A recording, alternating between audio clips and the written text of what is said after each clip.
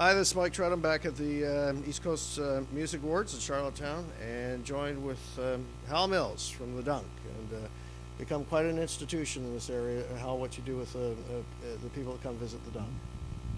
Well, it's interesting the way it all happened, because it was pretty much just by accident, but it has proven to be a very enjoyable experience for me, and it gives me a chance to have entertainment in a rural part of Prince Edward Island and to support the musicians, both the ones that are touring and the musicians from Prince Edward Island.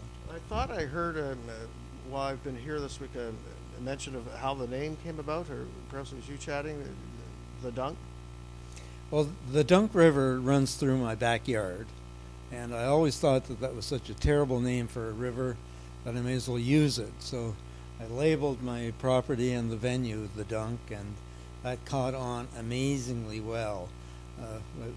Within a very short period of time, I was getting phone calls from Vancouver for people wanting to talk to the manager of the Dunk.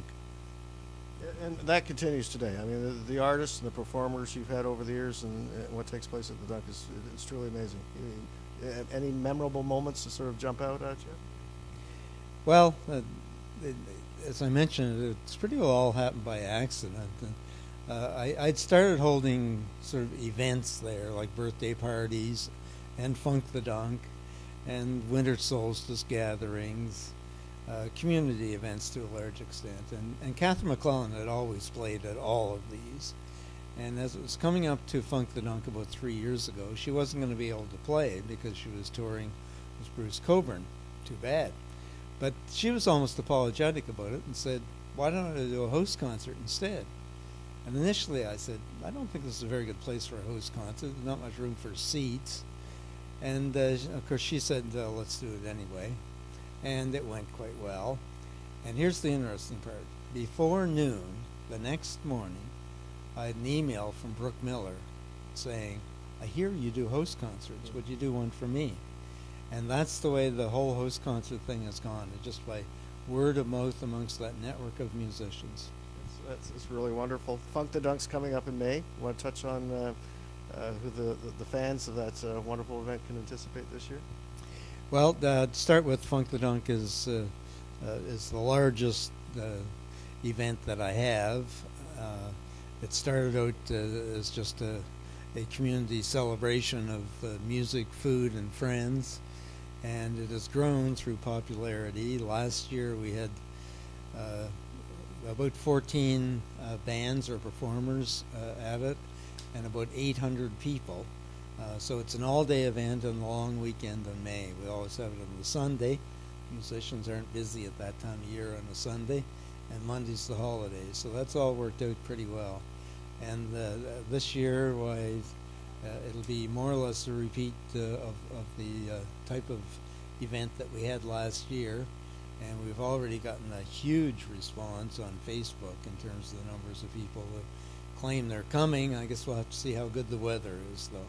Sure, that always plays a role. But you know, you're working in an increasingly important aspect of what's important for artists to be able to perform. It's grown in importance over the years, and you're really filling that void in many respects. Well, and that's part of what gives me a certain amount of pleasure too, and it's obviously why I get so many contacts with people wanting to play. Is there are a scarcity of events on the island, and whether you're an island musician or someone coming from away who might have a gig at Baba's or whatever as well as part of their tour, but they want to get at least 2 dates in while they're on PEI, and sometimes I can fit them in and sometimes I can't. But even with the touring bands from away, one of the things that I really like is that I'm often able to give an up-and-coming, emerging artist from Prince Edward Island a chance to open for an established musician from away, and through that they get a lot of exposure and a lot of experience. And I could just perhaps tell you one little story on that. A young lady named Brielle Ansems just won the So You've Got the Beat competition to present at an ECMA showcase this year. And no, I should correct that.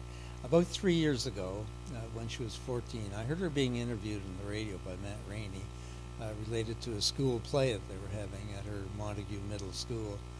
And as part of the interview, he got her to sing one of the songs from the play. And I thought, this girl's got a good voice. So I invited her over to open for somebody who was passing through. And she just had her 15th birthday at that point. And she told me that it was only the second time she played outside the school. So I thought she's probably going to be a little nervous, but not so. She started off her set that evening by saying, and this is a song that I wrote this morning. She had just written it that very morning, sang it like an old standard, and now a couple of years later, why she's winning things like ECMA showcases, and I really feel good about being able to support Brielle Ansems in this case, but a number of other people as well. And I know there are many who would want me to thank you for what you do, because I know how many people love what you do, and the way you treat the artists, and what an important role you play. It's just wonderful, it really is. And thanks so much for taking the time out of a hugely busy schedule to come and join us today, just to say hi, and thanks again to help with everything. I appreciate it. Well, thank you, Michael. All of this gives me a lot of pleasure too, so thank you very much. Hal Mills and Funk the Dunk is up in May, and I'm Mike Trenholm.